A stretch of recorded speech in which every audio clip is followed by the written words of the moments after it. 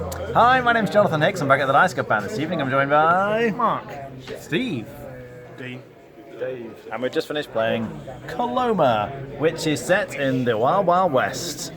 This is the game about getting points, essentially, but there's an interesting kind of action selection. If everyone perhaps takes their guy back, and I'll show you how it works. Incidentally, you do get a sort of special ability here, but it's based on deciding what action you want. Now, there's this funny little wheel thing, and you're picking actions around the outside. But the way you do it is everyone secretly selects a number. So for instance, if I wanted to take this action, this would be action number 3. But don't tell anyone else, because I'm going to secretly pick 3. And then everyone puts it face down. And you can see everyone sort of picking what they're going to go for, and they decide for that. And then once they've all picked, we reveal them. And whatever number it is, you take your guy and you stick it on that space. And I'm going to cheat. we've all managed to get different places, but if 2 people go to the same place, effectively, whoever goes, like the space which has the most people, you move this cross around and it blocks one of the actions, because each space has 2 actions. It has the main action that you're guaranteed to get, and the bonus action that you only get if the cross doesn't swing around and block it. So in this case, we'd only get 1 action. So that's interesting. You're selecting the action, and then at the end of the round, everyone takes the guys back, and this kind of resets. The cross goes over it. You can rotate that round, and then the whole thing swings round 1. So you can see there's actually a space underneath here. So because this keeps moving around and blocking, there's always 1 action you can't take every round, but you can take this action instead. Now, what do all these actions do? Well, there's a few things going on here. One thing you can do is build cards. You have a hand of cards here, and the cost to build them is kind of at the top left. So you can use the kind of hammer action, this house hammer action here, and you'd spend 2 guys and 2 coins. So there's kind of money in the game when you've got a supply of cowboys, and you spend your resources, and then you get to build the cards. You're sort of building a tableau here. And the cards are important because when you take certain actions, they trigger. So for example, if I go to the number 1 action here, I trigger all my spade and wheelbarrow actions. So this would get me to draw a couple of cards. I get some gold, get some more gold. I could sacrifice a guy to get some more gold. But you see, these actions here are action 4 actions, so they only trigger when you go to the number 4 action. You're going to want to try and get points during the game. One way you're going to go there is to build bridges and rivers here. There's like a supply of rivers, and again, you're paying the costs for this, depending on whether you use hammers or saws. You're paying guys and money or gold, some kind of combination, and you kind of take the rivers from the supply and you add them to here. And each time you add it, you're getting endgame points, that's the point symbol, and then potentially extra bonuses drawing cards or getting a barrel. There's a bunch of these kind of barrels, just like bonus things. So I could take this barrel, for example, and it would give me 2 gold. So those are quite handy. But then once you've built a river, you can stick a bridge over it, and the bridges get you endgame points. So for example, if I were to build this bridge, it would go here, and at the end of the game, I get 3 points for every house, i.e. card, that I've built. So there's a lot of endgame points for building the rivers and the bridges.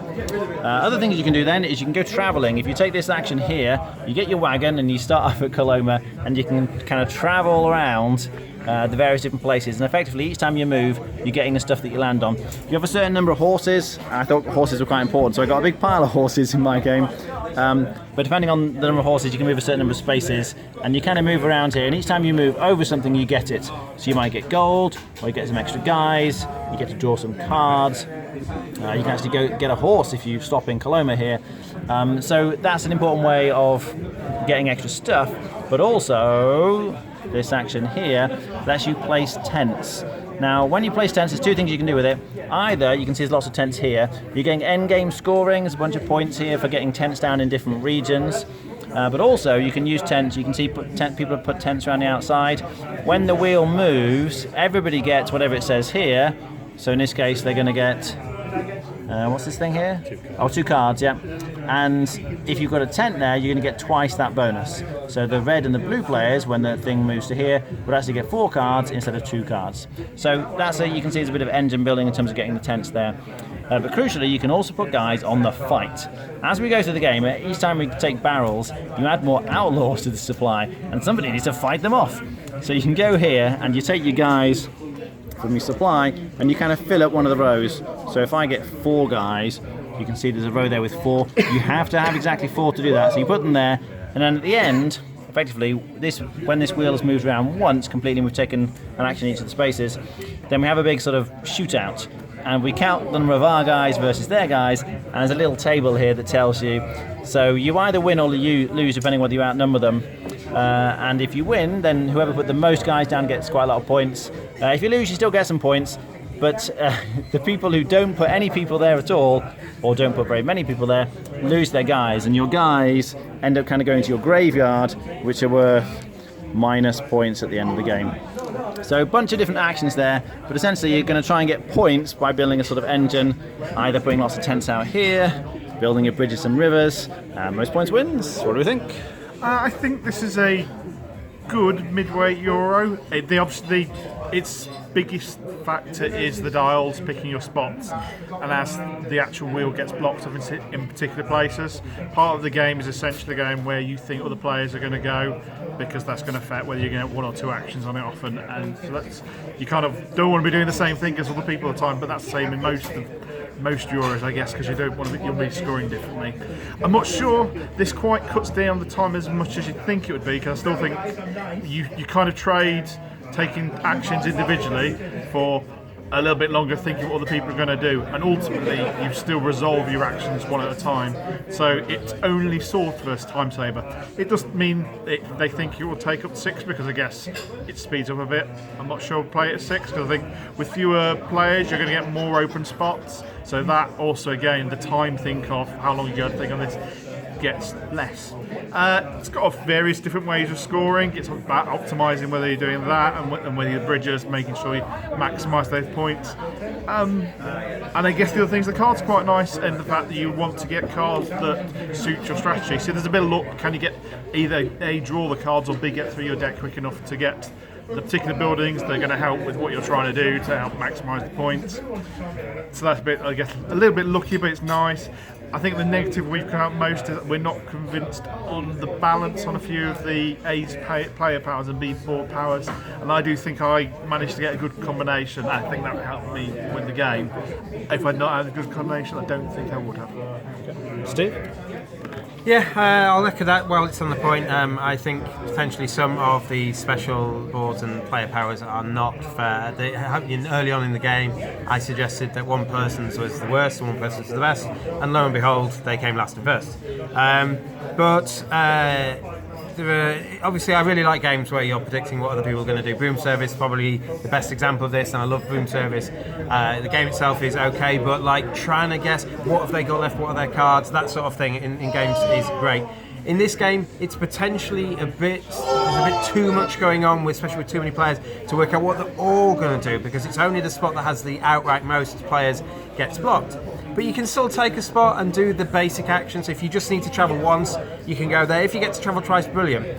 What happened in the game we played is that I think Mark got to double build a lot. He wasn't getting blocked, and near the end when Dave and I are trying to build, we're going to the same spots and we're clashing each other and we couldn't double build. So Mark got away with that. And Jonathan got some buildings that allowed him to still do what he wanted to do if he got across. So he didn't need to kind of plan where other people are going. He could just go to places. So if the game was strictly about predicting other people, that's absolutely fine. But it isn't. If you go down that route, you're probably going to turn this into a much longer game. If everyone's going to sit there and try and work out what everyone else is going to do, as it was, I kind of just tried to do the best for me. I didn't really try to predict which action was going to get blocked.